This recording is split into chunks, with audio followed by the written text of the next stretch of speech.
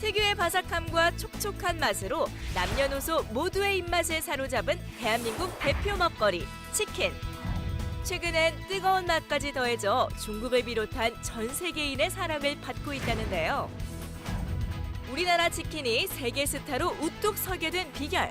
K 명품을 찾아라에서 낱낱이 알아봅니다. 조금 있으면 전 세계인의 축제죠. 리우 올림픽이 개최가 됩니다. 우리나라에선 한밤중에나 보게 될 것 같은데 그럴 때 뭐가 필요할까요? 네, 바로 야식의 대명사, 이 스포츠 경기를 보면서 빠질 수 없는 거는 뭐니 해도 이 시원한 맥주와 함께 먹는 치킨이 아닐까 싶은데요.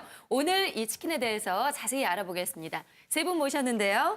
광고 마케팅 전문가 김효석 박사, 음식 칼럼니스트 박태순 평론가, 의사이자 한의사이신 백태선 원장 나오셨습니다. 어서 오세요. 안녕하십니까. 네. 우리나라는 치킨 공화국이란 말이 나올 정도로 정말 사람들이 치킨을 많이 좋아하는 것 같은데 예. 도대체 어느 정도나 많이 먹습니까? 한국 사람이 하루에 먹는 치킨이요. 52만 마리입니다. 감이 안 오실 하루에요? 텐데 예. 축구장 9개를 붙여놓은데 그냥 닭이 가득 찼다고 네. 생각하시면 돼요. 면적으로 하면 57,200평방미터의 축사가 필요한 겁니다. 예, 그게 예. 하루에 먹는 양이다. 어마어마하네요. 그렇다면요, 이 치킨이란 게 우리나라에는 언제 들어온 거예요, 혹시? 치킨이 한국에서 만들어진 게 두 가지 기원설이 있어요. 하나는 주한미군이 들어오면서 이제 주한미군들이 추수감사절 때 네. 칠면조조 대신 한국엔 닭밖에 없으니까 네. 닭을 대신 튀겼다 하더라고요. 또 하나는 우리 시골 장터에 가면 항상 보면 닭집이 있잖아요. 네. 예, 예. 예, 닭집에서 생닭만 팔다가 그 닭튀김 요리도 같이 팔기 시작한 거야. 근데 그 당시엔 좀 많이 비쌌대요. 네네. 그러다 보니까 함부로 못 먹고 아버지 봉급날이나 아니면 소풍 같은 네, 특별한 맞아요. 일이 특별한 있으면 날. 예. 빅 이벤트로 먹을 수 있었던 요리가 바로 치킨 요리였다 하더라고요. 네. 우리가 오랭개가 먹었던 통닭과 이제 치킨의 차이를 어떤 분들은 통닭은 국산닭으로 하고 치킨은 미제닭으로 하고 그런 농담도 있지만 네네. 사실은 이게 전혀 다른 음식입니다. 튀기긴 하는데 통닭은 그냥 생닭을 튀겼어요. 예. 네. 통으로. 그래서 네. 먹을 때는 가위로 자르거나 해서 아. 조각을 내서 먹었는데 염지가 안 돼 있었기 때문에 꼭 우리가 소금하고 후춧가루에 찍어 먹었죠. 맞아요. 예. 그게 치킨무도 따라가게 되고 했는데 이제 우리가 얘기하는 치킨이라는 것은 조각을 냈고 염지 처리해서 간을 냈고 더군다나 겉에 반죽 혹은 가루를 입힙니다. 양념가루를.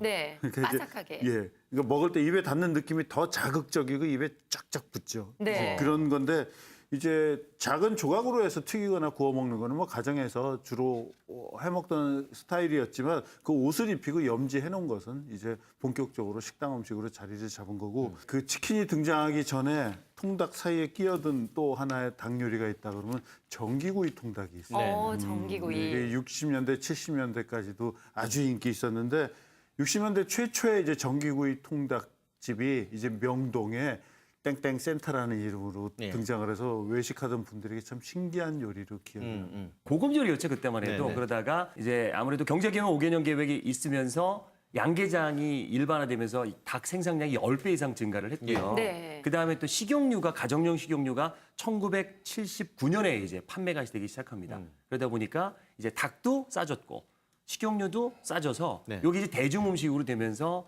그 고급 음식의 이미지들이 이제 없어지고 대중화가 된 것 같습니다. 아니 우리가 이렇게 후라이드 치킨만 얘기했잖아요. 기본적인 오리지널. 그런데 사실 또 한국 사람들 중에 이렇게 매콤하면서 달달한 양념치킨 좋아하시는 분들 많으시거든요. 양념치킨은 언제부터 이렇게 들어오게 된 거예요? 양념치킨의 시작을 본다 그러면 일단은 1984년도에 그 할아버지 치킨이 국내 최초 도입이 예, 됐습니다. 예. 네. 그 우리가 먹던 그러니까 주로 이제 호프집이나 어떻게 맥주집에서 닭튀김을 먹던 데서 벗어나서 강한 염지와 함께 양념도 약간 매콤한 맛도 나고 좀 이렇게 고소했거든요. 예. 참 놀라웠죠. 그러다가 1980년 5년이 바로 대한민국 양념치킨의 어떤 원년으로 예. 기록됩니다. 대구에 있는 개성 통닭이라는 데서 지금 사라졌죠. 네. 거기에서 양념을 지금 같은 양념, 물엿으로 만든 매콤한 달콤한 양념을 특허를 내서 최초로 만들었고 그거를 본격 상품화한 거는 지금도 있는데 맥땡 치킨이라고 네. 있고 거기에서 전국적으로 불을 지른 것은 여러분도 기억하실 겁니다. 그 최양락 씨가 방송에 나와서 광고. CM송을 아주 대단히 히트시킨 네. 치킨이 찾아왔습니다. 정말 멋있는 치킨이 찾아왔어요. 야, 그거 정말 맛있겠네. 그 광고를 통해서 일단은 사람들이 호기심을 갖게 돼서 네. 전국적인 프랜차이즈망을 형성을 해서 저는 국민- 그래서 사실은 양념치킨이 멕시코에서 나온 줄 알았어요. 우리나라 이런 정통 치킨이 아니라 아 저기 저쪽에 있는 특별한 양념을 가지고 와서 네. 만들었구나. 근데 그 재미난 게 그 멕시코와 관계되는 그 원조 치킨집이 사실은 대한민국 양념치킨의 어떤 시조였고 거기에서 파생된 브랜드, 거기서 일하거나 근무했거나 배워온 사람들이 이후로 40여 개 브랜드로 가지를 쳤거든요. 그 대부분이 또 대구에서 시작을 했어요. 예, 예. 그래서 어쩌다 보니 대구가 양념치킨의 일종의 성지 역할을 하는. 아 그래서 대구가 늘 치킨의 원조다라고 외치는 거군요. 예. 그래서 네. 치맥 축제도 열리고. 90년대 아까 이제 광고 말씀하셨으니까 이제 90년대 광고하면서 폭발적으로 성장을 했죠. 그러다가 이제 95년에 이제 B로 시작하는 브랜드가 조금 변화를 해. 그 전에 치킨 그럼 호프집 분위기였잖아요. 네네. 맥주와 함께 먹는 거였는데 네. 이제 매장 내 금연 거기에 뭐 주류 판매를 포장해서 한다라는 분위기로 바꿔서 폭발적으로 또 그게 증가를 하게 되고요. 가족 외식 예. 쪽으로. 네. 자 그렇다면 우리나라에 지금 현재 치킨 브랜드나 치킨집이 몇 개나 있습니까? 브랜드가 정확하게 통계가 안 나올 정도로 많아요. 그래서 한 300여 개로 추산을 하고 있는데요. 300여 개, 예, 브랜드가 300여 개. 브랜드가 300여 개. 예. 매장은 36,000개. 오. 네. 이게 어느 정도 많은 거냐면 햄버거 체인점 유명한 뭐 회사 있잖아요. 네. 전 세계에 있는 체인점. 네. 그 체인점보다 많습니다. 우리나라에 있는 치킨집이. 그 정도로 많습니다. 전 세계에 있는 것보다 네, 체인점보다 더 많다. 많. 제가 대구에서 태어나서 하는 이야기는 아니지만 네. 아까도 이야기했다시피 대구가 이런 치킨 문화의 성지야. 네. 그래서 대부분의 프랜차이즈는 대구 경북 지역에서 만들어졌다고 보시면 네, 돼요. 네, 네. 근데 1985년도에 아까 이야기했던 멕시코 맛을 내는 네. 그 치킨이 개장을 했고 1990년도에 간장 맛으로 히트친 아, 그렇죠. 그것도 대구 경북 아, 지역이고 그래요? 두 마리 치킨 시대를 연 것도 네. 네. 대구 경북에서 시작을 했어요. 아니 듣다 보니까 궁금해지네요. 아니 학원 많은 데 중에 왜 대구 경북이 이렇게 치킨의 성지가 된 거예요? 이유가 혹시 있을까요? 역사가 100년이 훨씬 넘습니다. 1900년대에도 거슬러 가는데요. 조선 3대 시장이라는 시장이 있는데 서문시장이 네. 닭을 굉장히 많이 팔았었는데 어느 정도 규모였냐면 전체 시장의 3분의 1이 닭 시장이었습니다. 아 그래요. 그 정도로 이제 닭의 유통이 많이 됐던 시장이었는데요. 예. 그런 오래된 인연 때문인지 대구의 그 칠성 시장을 중심으로 70년대에는 본격적으로 닭을 재료로 하는 그런 매매가 이루어지기 시작을 했고요. 대구가 또 발빠르게 치맥 축제를 열고 있잖아요. 네네. 7월 말까지니까 여기 보니까 이제 내일까지네요. 한번 가보셔도 좋을 것 같습니다. 네, 알겠습니다.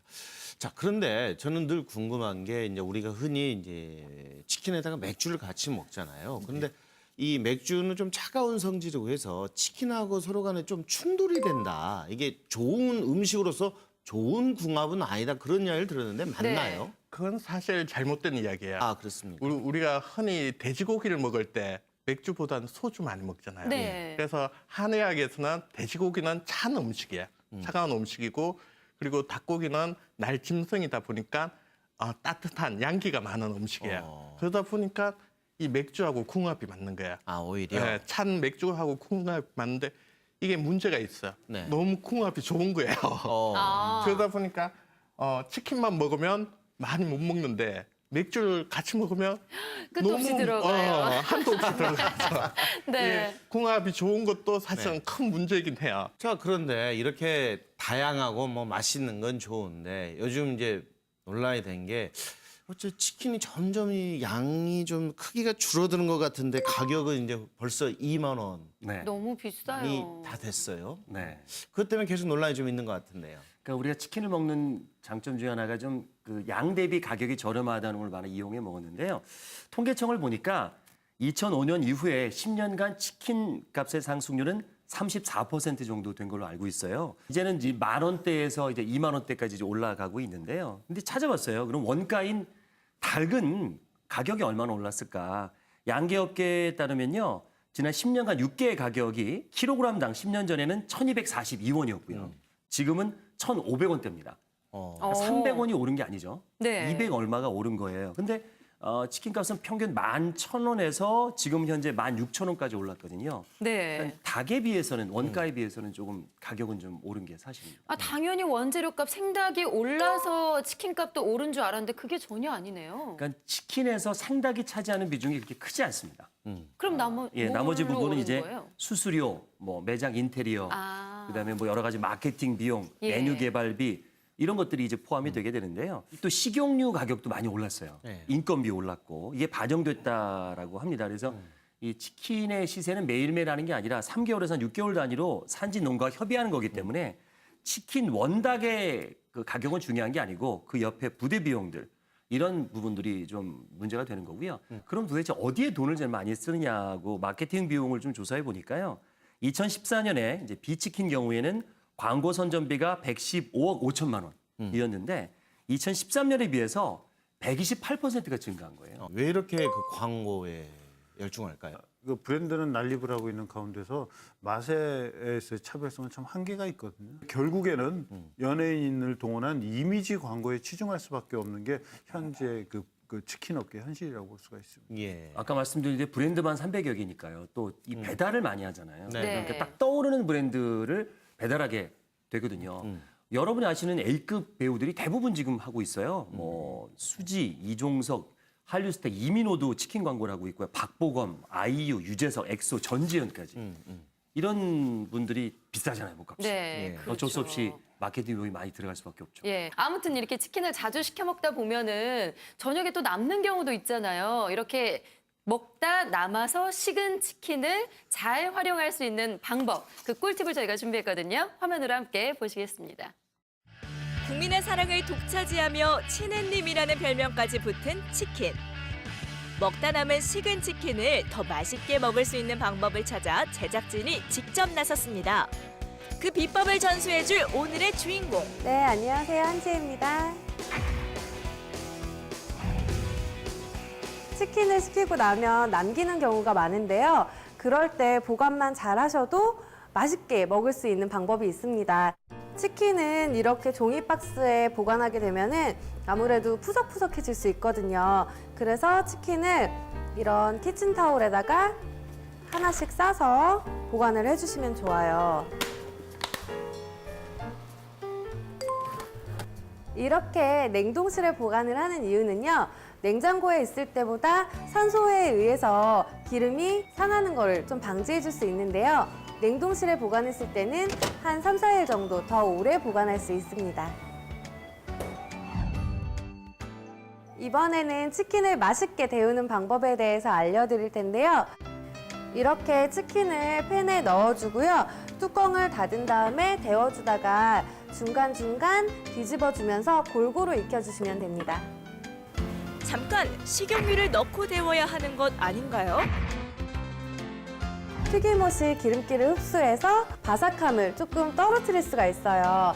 그래서 치킨을 데우실 때는 식용유를 넣지 않는 것이 좋습니다. 바삭함이 느껴지는 소리 들리시나요? 이번에는 식은 치킨으로 간단하게 요리 한번 만들어 볼 텐데요. 바로 깐풍기를 만들어 보도록 하겠습니다.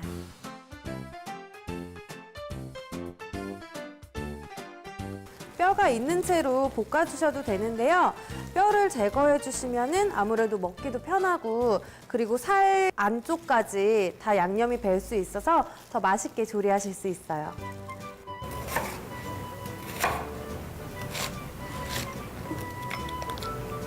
잘게 찢은 치킨은 팬에 한번 볶아줄 건데요.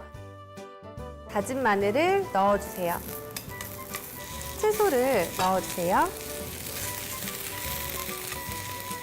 간장은 한 큰술, 식초도 한 큰술, 올리고당 2큰술. 네, 이렇게 잘 볶아주신 후에 예쁜 접시에 담아주시면 됩니다. 이렇게 깐풍기 만들어 봤는데요. 어때요? 맛있어 보이나요? 식은 치킨의 화려한 부활. 냉동실에 잘 보관해서 바삭하게 데우는 방법부터 맛있는 요리까지 먹고 남은 치킨 이제는 걱정 없겠죠? 네, 치킨이 나오면 아유 이거 식어서 어떻게 먹나 하고 또 버리는 경우도 있고 또 너무나 안타까웠는데 네. 이런 방법이 있었네요. 네, 그러니까요. 보관만 잘 해놓으면은 나중에 정말 새로운 음식으로 재탄생을 한다고 하니까 그 화면에서 봤던 깐풍기 꼭 도전해 보셨으면 좋겠습니다. 자, 그럼 코너 속의 코너, 화제의 코너 진실 혹은 거짓. 오늘은 치킨에 대해서 좀 파헤쳐 보겠습니다. 자, 첫 번째 진실 혹은 거짓 무엇인지 보여주세요. 네, 프라이드 치킨은 원래 흑인 음식이다. 이런 얘기가 있었어요. 이게 진실인가요, 거짓인가요? 진실입니다. 진실이에요. 그래요? 예. 그 노예 역사와 함께했다고 할 수 있는 치킨 종주국 미국인데요. 네. 18세기 노예 제도하에서 재미나게도 노예들이 유일하게 거래하고 구입해서 먹을 수 있는 게 닭이었습니다. 다른 것은 허가 안 됐어요. 예. 그러다 보니까 흑인들에게는 소중한 고기 재료였고 그래서 그거를 어떻게 먹을까 하다가 남부지방에서 노예가 많은 남부지방인데 날씨도 덥지 않습니까? 닭을 튀겨놨더니 길게는 일주일까지도 보관이 가능해요. 아. 오래 먹을 수 있으니까. 그런 여러 가지 이유로 흑인 노예들이 닭튀김을 즐겼는데 이거를 예. 나중에 이제 남북 전쟁이 끝나고 노예 제도가 폐지되고 나서 그거를 어깨너머로 보던 맛을 들였던 백인들도 즐기게 되면서 본격적으로 전국적으로 퍼져나가게 됐죠. 네. 특히 미국에 있어서 치킨은 남부 지방을 중심으로 해서 발달이 됐거든요. 여러분도 잘 아시는 그 할아버지 치킨도 네. 그래서 남부인 켄터키에서 시작을 했어요. 켄터키 주에서. 예. 네, 그렇기 때문에 알겠습니다. 미국의 흑인 노예들이 아니었으면 우리가 지금 그런 치킨을 먹기가 어려웠죠. 네. 치킨에 또 이런 역사가 있었네요. 자, 두 번째 진실 혹은 거짓 네. 보겠습니다. 네, 치킨무는 사카린으로 만든다. 한때 정말 이것 때문에 논란이 됐던 적이 있었어요. 예. 그게 2011년도에 그렇죠. 아삭한 치킨무가 예. 이게 사카린으로 만든다 해서 논란이 됐는데 근데 그때 이후로 이제 그 사카린에 대한 걱정 때문에 대부분의 치킨 회사들이 설탕으로 바꿨어요. 네. 근데 또 재밌는 것 중에 하나가 사카린이 예전엔 방광암을 유발한다 해가지고 이게 발암 물질로 취급을 했거든요. 네. 근데 연구를 해보니까 전혀 아닌 거예요. 아, 그래요? 그래서 사카린이 누명을 벗었어요. 누명을 벗었죠. 그래서 지금은 미국에서도 사카린을 식품 첨가제로 많이 쓰고 있어요. 지금 안심할 수 있는 거네요. 그럼 그렇죠. 다행이다. 네, 그럼 세 번째 진실 혹은 거짓 보겠습니다. 우리나라에 치킨 대학이 있다. 이건 저 다 알아요. 네, 많이 아실 겁니다. 진실입니다. 근데 예. 무슨 학위를 주는 학사 이런 대학은 아니고요. 이제 직업 전문 학교 같은 건데요. 치킨 대학은 세계 최초로 우리나라에서 만드는 겁니다.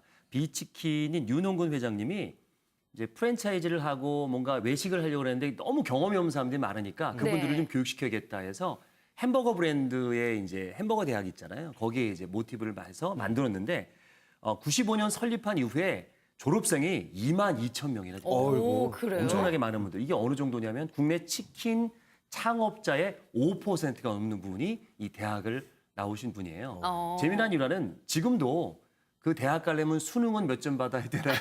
내신은 몇 등급 문의가 지금도 들어온답니다. 아, 그래요? 학위를 주는 대학은 아닙니다. 네, 누구나 다 도전할 수 있는 네, 그런 쉬운 예. 대학이군요. 네, 알겠습니다. 어찌됐든 간에 보니까 우리나라 치킨이 정말 경쟁력이 있다라는 그런 생각을 하게 되는데요. 해외 시장에서의 반응은 어떻습니까? 네, 국내에서 입지를 다지고 이렇게 노하우를 쌓은 업체들이 해외를 진출하고 있는데요.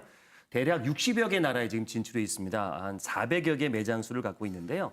진출 초기에는 한국인만을 대상으로 하다가 이제 입소문이 나서 이제 많은 외국인들도 즐기고 있습니다. 중국에선 비치킨에 올리브 치킨 있잖아요. 네, 네. 그거랑 간장맛 치킨. 네. 그게 웰빙 식품으로 소개를 하고 있다 하더라고요. 오. 그만큼 현지 언론도 되게 호의적으로 방송을 하고 있어요. 네. 미국이나 외국에 지금 진출한 한국 치킨 브랜드들의 성공의 비결은 바로 철저한 시장 분석이죠. 네. 그들 시장에 맞는 특화를 시킨 게 아주 성공의 요인이라고 보는데요. 특히 이제 미국에 진출한 경우는 미국인들은 우리하고 부위가 다르거든요. 그러니까 통마리로 먹기보다는 자기가 특정 원하는 부위를 즐기기 때문에 그렇죠. 다리만 모아서 먹기도 그렇죠. 하고. 닭가슴살이라든가 날개라든가 이제 그런 식으로 부위육 판매에 또 신경을 썼고요. 또 하나는 그들은 이제 샌드위치나 샐러드를 통해서 이제 한 끼를 해결하지 않습니까? 그러니까 치킨 샌드위치나 치킨 샐러드까지도 메뉴로 이렇게 보강을 해놓았고 비치킨의 경우에는 고급 명품을 좋아하는 중국 시장의 특성을 따라서 프리미엄 카페 형식으로 또 운영을 해서 비싼 가격임에도 불구하고 현지인들이 아주 줄을 서서 먹는 그런 대성공을 기록하고 있다고. 네. 자, 그렇다면 자, 우리 치킨이 이제 앞으로 K명품으로 태어나기 위해서는 어떤 게 필요할까요? 우리 차례대로 한 말씀 간단히 주시죠. 치킨은 그런 것 같아요. 혼자 먹는 게 아니라 같이 나눠 먹잖아요. 그래서 어떤 그 나눔의 문화, 소통의 문화로 우리 한류 문화와 좀 우리 마당놀이 문화처럼 그런 문화로 좀 엮은다면 세계적인 명품이 되지 않을까 싶습니다. 예, 그 서구 선진국에서는 사실은 튀긴 닭은 이렇게 퇴락하는 식문화입니다. 그 건강을 생각해서 튀긴 네. 음식을 생각하기 때문에 그렇기 때문에 우리 치킨 튀기는 음식으로서의 정체성을 잃지 않기 위해서는 맛있게 튀기는 것도 중요하지만 건강한 이미지도 부여를 해야 되거든요. 그래서 과일이라든가 인삼, 녹차라든가 우리만이 줄 수 있는 독특한 맛과 기능을 첨가를 해서 진짜로 세계인이 인정하는 명품 치킨으로서 자리 잡기를 좀 바랍니다. 네. 데리야끼 치킨 아니면 탄두리 치킨 이런 네. 명사들이 있잖아요. 아, 그렇죠. 그러면 외국에서 한국 치킨 하면 코리안 치킨? 뭐 그런 네이밍이 없는 것 같아요. 특징이 그래서 없다. 뭔가 한국만의 브랜드화 시킬 수 있는 하나의 이름을 가지고 같이 공략하는 게 더 낫지 않나 하는 생각이 들어요. 네. 좋은 아이디어네요. 자, 오늘 말씀 고맙습니다. 예, 고맙습니다. 감사합니다.